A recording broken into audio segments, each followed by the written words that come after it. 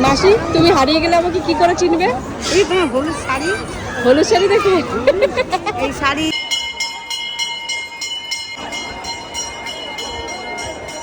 মাসি কোথায় যাচ্ছ? এই ঘুরতে এই রথের মেলায়। কোথায় যাচ্ছ? রথের মেলায়। ওকে, ভালো লাগছে। ভালো লাগছে।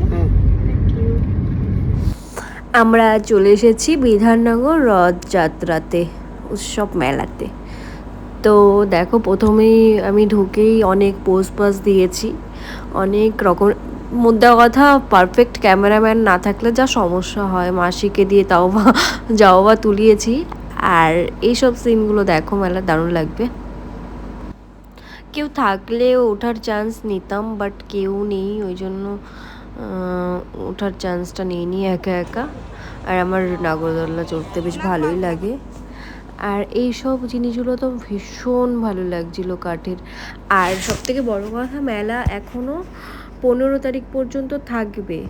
তো যারা আসতে চাইছো অবশ্যই এসো। আর এখানে শুধু স্টেট থেকে না, আলাদা স্টেট থেকে দোকান আসেনি, এখানে বাংলাদেশ থেকে পর্যন্ত দোকান এসছে, চণ্ডীগড়, পাঞ্জাব, মানে আলাদা আলাদা স্টেট থেকে পুরো তোমার শাড়ি, জামা কাপড়, ভ্যারাইটিস খাবার, মানে সমস্ত কিছু পাবে। আর এই দিকটায় দেখো জগন্নাথ দেবের ইয়েটা, তোমার রথটা। আর ফাইনালি আমরা বেরিয়ে এসেছি। তো ভিডিও আমি খুব বেশি লং বানাইনি। তো তোমাদের কেমন লাগে অবশ্যই আমাকে জানিও। আর ভীষণ গরম লাগছিল, আর সত্যি খুব ভালো লেগেছে।